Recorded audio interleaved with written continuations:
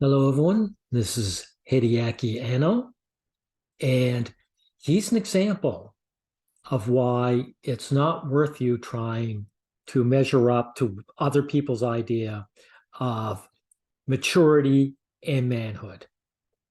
This man is workaholic who created the series Neon Genesis Evangelion, which is still being watched and talked about and remembered 25 years later. And despite his success and his labors, there'll be some loser here claiming that he never grew up. So let's get into it. Anno って万年青年。Anno is an eternal adolescent. もう60になろうっていうのに。He's almost 60 but hasn't grown up. Notice he never says how. 大人にならないのよ。大人になりたかったんだろうけれど。He wanted to become an adult, but he missed the boat. Oh, really? 結局大人になり損ねた人。だってシンジ君なんか見てたらそうじゃない。So just look at his character Shinji. Okay. There's his character Shinji. He's the main character. He was written so that he acted like an actual, he's only 14. So he acted like an actual 14-year-old boy. That's a lot of guys don't like Shinji. They call him whiny. The character of Shinji was neglected by his father until his father needed him to do what? Combat godlike entities in a giant mech suit. So his father didn't care for them and he wanted to just use them and toss them aside. Right. And so this is about male vulnerability. Shinji shows vulnerability as a guy. And that's the issue. So this Anno character, there's two things that make him supposedly not an adult. One is that he shows vulnerability in his work, and the other, he doesn't conform. This guy talking here is just a lousy conformist.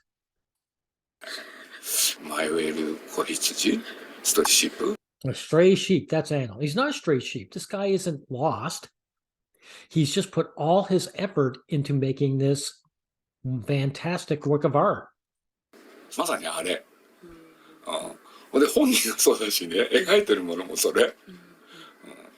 だからその苦しさが映画の中で出てくるから。The pain comes out in his work, yep. And that's why the Evangelion is such a fantastic piece of art. He puts his heart into it, right? 若い人たちは共感できるんじゃない？その Young people can relate to that pain of living. So this guy's basically saying to be an adult means you're either numb or if you feel any kind of pain, you hide it. This is the unevolved man. This is a subhuman. And this Anno guy he's talking about is above him. So you guys, please understand that, okay? Now, I'll even prove. Well, first we'll get to this young lady who's a voice actress and how she talks about how good he is at it. しかもそのダメ出しが演技をしろというよりかはもう今までの自分 He doesn't demand acting. He wants you to expose your whole life for all to see. Yes, he's wearing his heart on his sleeve. Exactly. 自分の生きてきたすべてさらけ出せみたいな感じのダメ出しなので Yeah, a lot of people try and say directors are perfectionists. When they do, that means they're assholes. This guy isn't a perfectionist. This is a guy trying to convey something on screen. And he works at it until he gets it exactly. Now I'm going to show that this guy is talent. って言ったんですよね。提出された When I saw his sketchbook, I was amazed. スケッチブック見て僕びっくりしちゃった。戦艦大和が書いてあった。 Exactly. So he goes on. So he's got the talent. And guess what? He also has the work ethic. For a time, he didn't go to class and worked all day until he dropped. Right. 来ては仕事をして倒れたら寝るみたいな状況で映画を何作か作る。He made several movies that way. So his work ethic is through the roof, and he also succeeded. He also achieved success. And yet those aren't the criteria for manhood, according to these guys, right? He's still an adolescent. So are you guys realizing what a waste of energy it is to try to measure up to this? ました。やっぱすごい。I've never known anyone that could do that. So Japan is a workaholic culture, and he's outdoing these guys. And they're still going to insult him by saying he's a boy because he wore his heart on his sleeve. Okay. So there's that. And then we'll go to Miyazaki. And of course, Miyazaki will call him an alien, right? いや、宇宙人が来たと思いましたよ。宇宙人。それで、友人から借りた。This is how he's an alien. He borrowed a suit. He wore a suit he borrowed from a friend. So that doesn't mean he's an alien. It just means he's down and out. And he didn't know enough. He didn't conform enough to know that he had to put on a show of status. He had to wear everything appropriate. That's what it is. Miyazaki is a conformist. What's that old Japanese saying?